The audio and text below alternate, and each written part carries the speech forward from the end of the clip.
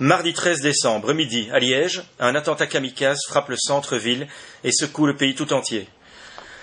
Des grenades sont lancées dans la foule sur un marché de Noël, symbole des festivités chrétiennes. La communauté musulmane de Belgique a déjà fait retirer les décorations de Noël des palais de justice sous prétexte que ça heurte sa sensibilité religieuse. Un homme lance 4 grenades dans la foule pour faire un maximum de victimes, innocentes, et vide le chargeur d'un fusil d'assaut. Il se tire ensuite une balle dans la tête.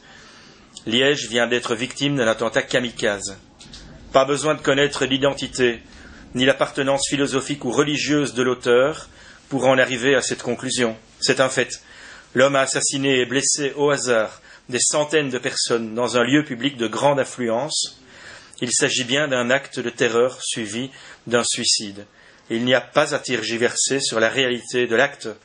On doit par contre essayer de comprendre ses motivations.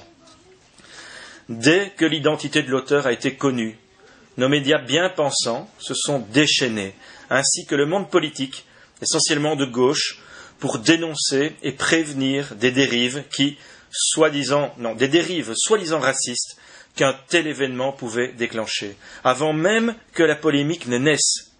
Nous avons donc vu déferler immédiatement dans les heures qui suivirent l'attentat une masse d'informations et de messages visant à canaliser l'opinion publique et écarter les questions qui fâchent.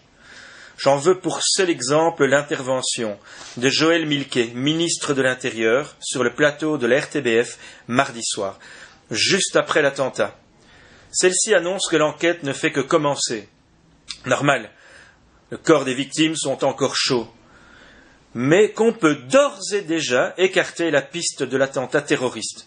L'enquête ne fait que commencer et il est matériellement impossible d'écarter une piste à ce moment-là, sauf si c'était la piste privilégiée et qu'il fallait en écarter les médias. C'est à ce moment-là que s'est mise en marche la machine raciste anti-blanc et anti-chrétienne. Plus question de poser la moindre question sur les origines et l'appartenance philosophique ou religieuse d'Amrani, sous peine d'être immédiatement taxé de raciste ou de sympathisant d'extrême droite. C'est bien joué, et tellement facile. Pas un seul journaliste pour poser la question qui dérange. Pas question de remettre en cause la thèse officielle. Nos amis islamo-gauchistes ont le contrôle de l'information et le monopole du chagrin. En effet, la population réagit à sa façon. Pacifiquement, comme les Belges le font depuis ce fameux 20 octobre 1996, en organisant des marches blanches, silencieuses, dans le respect et la dignité. C'est ainsi que le samedi qui suivit le drame de Liège était organisée une marche blanche sans mot d'ordre, sans revendication, sans appel à la haine. L'appel populaire à cette marche blanche fut relayé par les médias, jusqu'au moment où l'on découvrit qu'un des organisateurs était un ancien candidat du Front National. Il n'en avait jamais fait état pourtant. Il n'y avait pas de récupération politique. Ce sont les médias qui l'ont fait, qui ont commencé à parler de récupération politique pour s'en prendre au FN, que je ne soutiens pas. Mais ce qui m'inquiète, c'est qu'un citoyen belge, sous prétexte qu'il ait les opinions politiques contestables, soit attaqué par rapport à un acte délibérément citoyen. L'homme à abattre, l'ennemi, c'est lui. Le raccourci est facile pourtant. On prête des intentions mauvaises ou haineuses à un citoyen belge, de souche, je cite, uniquement sur base de son appartenance à un groupe, même lorsqu'il commet un acte citoyen et pacifique. Et on interdit de poser la moindre question sur d'éventuelles intentions fanatiques d'un citoyen belge, mais pas de souche, naturalisé en 1990, et qui est donc un exemple d'intégration ratée, même lorsqu'il commet un acte de haine, semant la mort et la terreur dans la population.